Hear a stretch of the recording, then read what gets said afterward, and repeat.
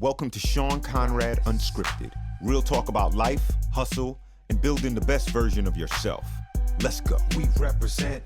Relax your mind if you're extra tense. Catch this bug like Spidey sense and bounce to the beat because it's excellent. Excellent. We represent. Relax your mind if you're extra So, tense. where are you today? Where are you with the person that you are?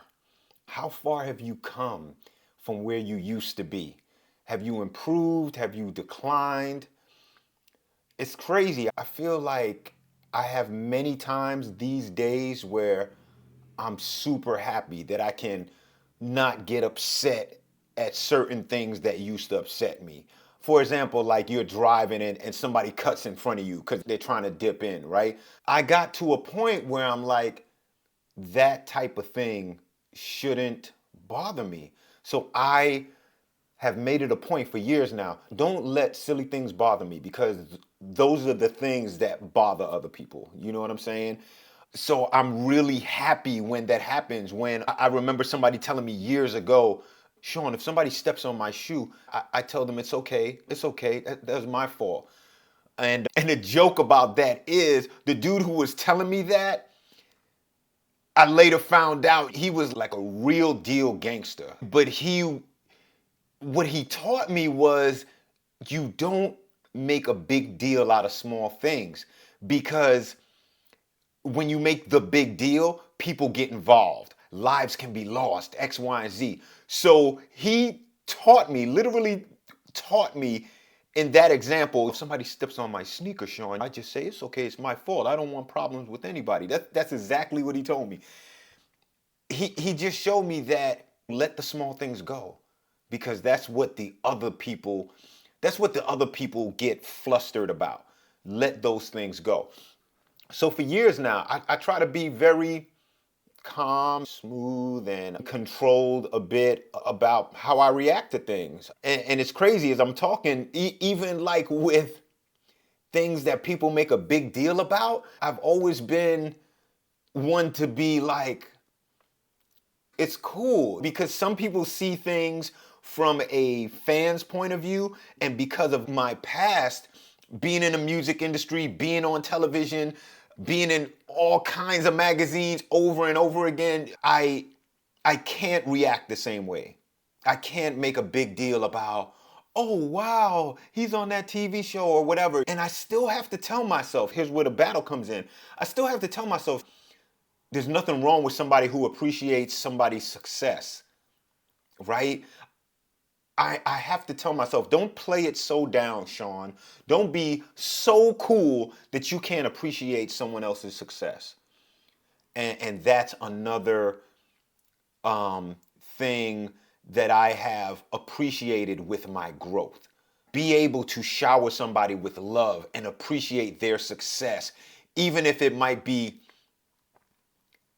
minimal to me, or something that I've done before. That's probably a better way to say it. Something that I've done before, whatever. You have to appreciate people's success. They're not wrong for reacting in an excited way about something, right? About some movie, about something that some rapper did. That's just a normal human reaction. The only reason why I play it down is because I might know how that's created. I might know how that thing is done. I might have done that 3 decades ago, right? Here I am. It's very hard for me to get really up about those things. Oh my gosh, that was so funny. He's so funny. You know, it's like in my era, that just came with who you were. You were funny. You knew how to rap. You knew how to play basketball. You know how to skateboard. And that's just regular shit, right? So it's hard for me to react. It's hard for me to react the way others might. So going all the way back to how I started this with where you are, the reason why I ask those questions is because I think these days I'm in a good place, I'm in a better place, but man, there are times where things get under my skin and that person starts to come out. And who is that person? It's this person that grew up in Brooklyn, New York, that wrote graffiti, that used to rap, that was skating, that used to hang out with graffiti writers. And then I got into hip hop, and then I won a world championship, and then I was on TV and people were telling me, damn, you are dope. How do you do that? Some of my favorite rappers on the radio would ask me, how do you rap like that? And I mention all that to say, when you grow up in a certain area, right? In my situation, it was Brooklyn, New York, right? Going to clubs with people, right? Like I've never been to a club without being with people. And I remember coming here to Atlanta, and when years later, after coming to Atlanta, when I started dating, right? After my divorce, I started dating, and I remember dating this girl, and she was like, "You want to go to this club?" And I was like, "No." Like clubs, I'm thinking in my mind, I don't really do clubs like that. I know what it is. And for me, what is it? It's 4 dudes, 6 dudes, 3 dudes walking around, screw facing other dudes. And I just ain't got no time for that. But she said to me, I need to open up more. I need to get out more. And I'm looking at this chick like, I've seen every freaking club you can think of. There is no club here in Atlanta that can impress me. I've been in all of them. I've been in clubs with LL Cool J, with Jay-Z, like all of it and everything that comes with that. So I'm not really hype on going to clubs because I don't want to be there. I don't even know what it feels like to be there with just me and one chick without dudes with me. Without dudes with me, right? Where I know I got 2 dudes over there, 2 dudes over there. If anybody dare say anything to me, you got 4 dudes behind you, bro. Like, that's the mentality, right? So again, going back to where you are, right? I've spent many years, decades, now playing tennis and then playing racquetball and speaking to people, no curses coming out of my mouth, just being very humble, thanking people when they compliment me. So there's people that know me. They can't picture me rapping. They can't picture me cursing. They don't curse around me because they're like, Shawn doesn't curse. But that's where I have come. That's where I have arrived. Because I still sometimes have this person that was born and raised in Brooklyn, New York, that's, yo, did you hear what I said? Am I making myself clear? And not in no demanding I'm this boss over someone, but if I can't get my point across because somebody's not understanding what I'm saying, but my voice starts to go up. And I know that because people have told me that. Hey, sounds like you're yelling and whatever. And I'm thinking, I'm not yelling. This is how we speak when we're passionate and emotional about something that we're trying to get across, right? This is like normal. But as I've gotten older, late 20s, 30s, 40s, right? People from other places in the US or other places in the world are like, oh, wow, when you raised your voice and you were yelling, and I keep going, yelling? You know? And even right now, like people might say, or you might be listening to this, wow, he's yelling. The part where he was yelling. And this is not yelling to me. This is like me getting my point across or being very passionate and specific about what I'm talking about. And I bring all this up to say, sometimes I still go there and I wonder why. Is it because I grew up in a single parent household, me and my mom? I only saw my dad like less than 5 times. So I don't know how my father would handle a debate. I don't know how my father would have handled an issue where there was some back and forth. This is what I learned from hip hop culture, right? This is where battle rapping came in. This is why so many rappers and older rappers, even from my era, are still aggressive. And I tried to walk away from that for years because I worked corporate. I've been making a good chunk of change. I was married at one point, born again Christian back in 98, so I covered all of that aggression up, right? All of that passion up, but it still comes out.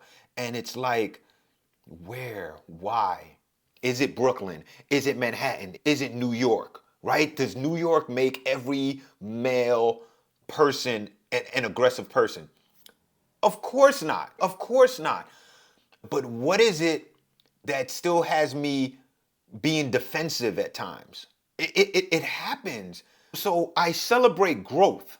I celebrate growth that I can speak to people in a respectful way. I have all this understanding because of so many different industries I've been in. I get along with anybody. Doesn't matter color of the skin. Doesn't matter if they speak good English or not. I get along with everybody. 60 seconds later, they're gonna be like, "Hey, Shawn, you want to come over and just hang out?" Like that's normal. But there's still this part where I can get flustered over the smallest things. Somebody will be at my house and it's they use something and they don't put it back where it was or properly, and I'm just like, who does that? Or somebody will be late and they don't just have the courtesy to say, "Hey, I'm running late, so don't leave your house yet." Because I'm like, I got shit to do. I don't need to leave if you're not even gonna be there. And those are like the small things. Those are the small things. And I was gonna say earlier, there's this guy I know, right? And we're cool. We're not tight. We're cool because I see him when I go play tennis sometimes or whatever. And one time I went to the tennis park and he was asking me, "Hey, something. Are we cool? Because I wasn't sure what you said the last time when you left, right? Blah blah blah." And I wasn't paying much attention. I was like, "We're cool. I was just saying I'm leaving, right? I was whatever." And then he said something to the effect of, "Oh, I was just checking because I thought you said something different." And I didn't say something right away. But man, that the Brooklyn popped out of me. The Brooklyn popped out of me. I won't even call it the Brooklyn. That's just not that's just not something we allow to happen. And I don't even know who the we is, but I don't allow to happen, right? So he's like checking me, like, "Oh, I'm just checking to make sure you didn't say what I thought you said," right? And I'm Mr. Nice Guy. I'm Mr. Nice Guy. Smile. I always make light of everything. I'm Mr. Nice Guy. And this comment made me just go back 30 years. And I ended up telling the guy, "Yo, don't effing check me. Don't ever check me." Because there was other people around. And I was just like, wow, he just checked me in front of everybody. And I ended up telling him, I said, "Yo, don't check me. Don't ever check me. I come over here, don't ask me." Like, I just went in. And I afterwards, and I'm talking about like hours afterwards or later that night or maybe the next day, I felt bad. I felt bad. I don't want to be in that space. I don't want to be in that space. So fast forward. I see that guy and I say hi to him and I wave. We're not tight, but I wave and I say hi and I'm cordial and we've whatever played tennis together since that incident. Because the better me, the better you is the person that can rise above that, right? I literally told myself, what am I gonna hate this guy for the rest of my life until I die? That's really gonna get him back, right?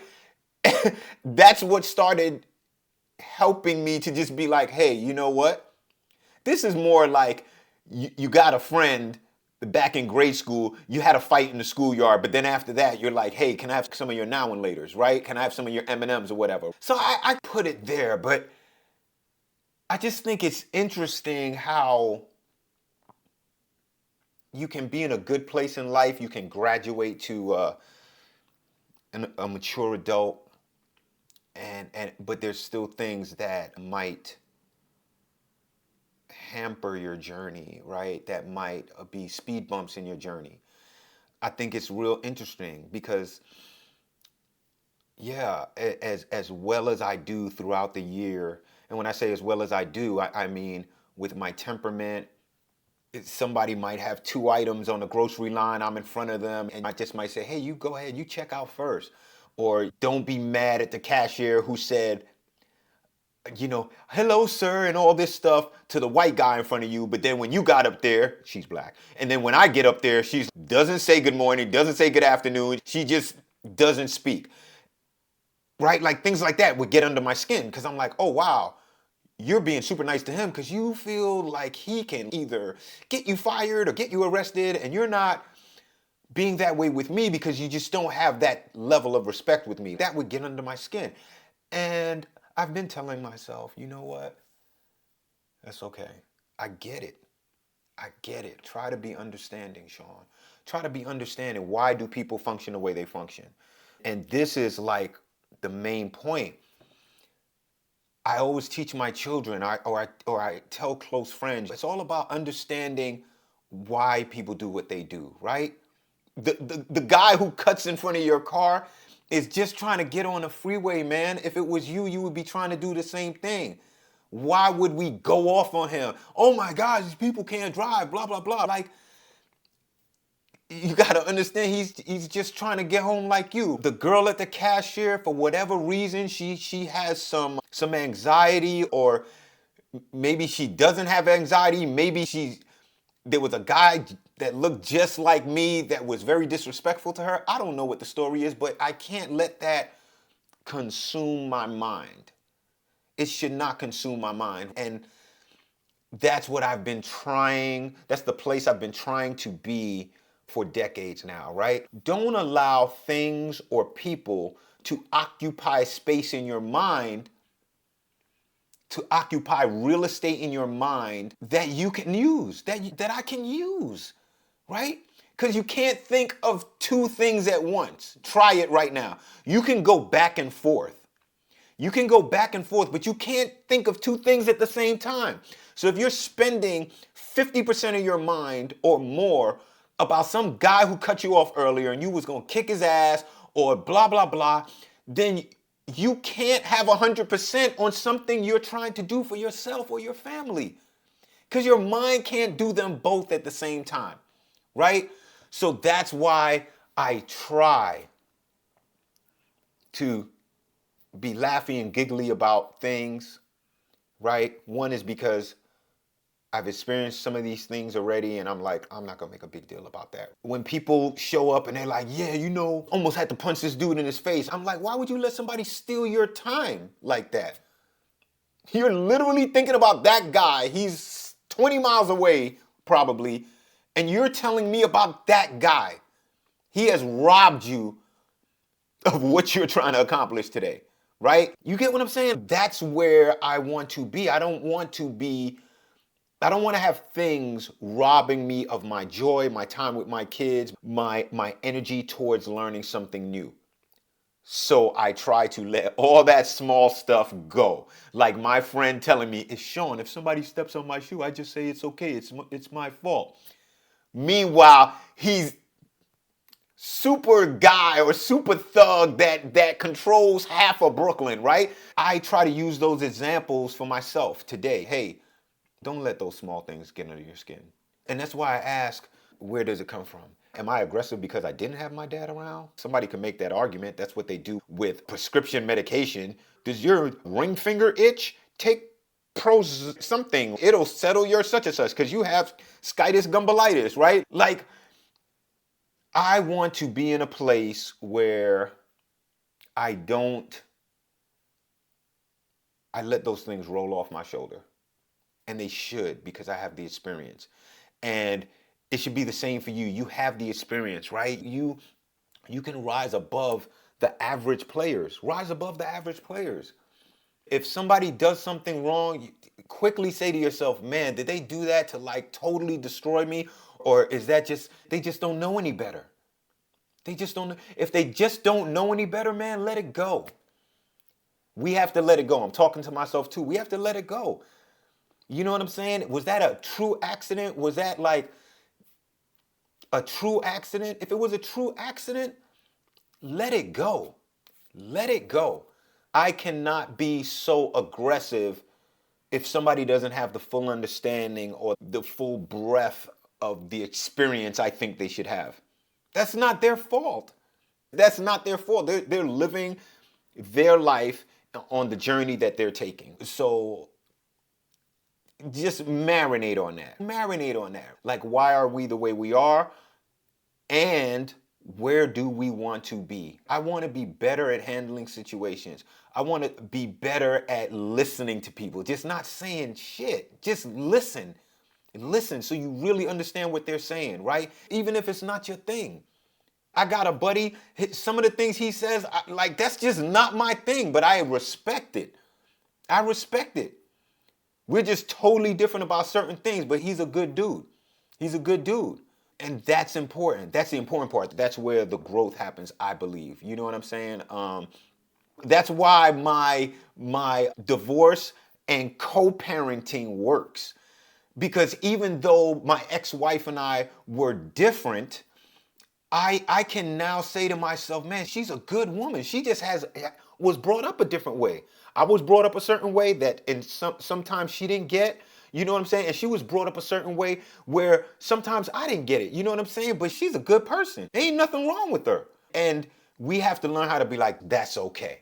That's okay. Maybe we can't live in the same house together until we die, but she's a good person. We could certainly talk together. We could certainly talk about how we're going to continue to raise these kids together, what event they're going to, who's going to drop them off where, X, Y, and Z. Right? That's a great space. Right? That's a great space. No hanky-panky, no, ooh, I'm catching feelings, right? Like just, yo, you a good person. We just don't do the same things. We don't do the same things. We don't think about things the same way. So marinate on that. And I got to marinate on that myself. Where does it come from and what am I going to do with it? Where does the passion come from? What am I going to do with it? What am I going to do when people say I'm yelling when I think I'm not? I don't know. Anyway, thanks for listening. Until the next episode. Peace. Thanks for checking out Shawn Conrad Unscripted. Don't forget to subscribe, share this with a friend, and follow me at The Life of Shawn C. Until next time, keep building your best life. We represent. Relax your mind if you're extra tense. Catch this bug like Spidey sense and bounce to the beat 'cause it's excellent.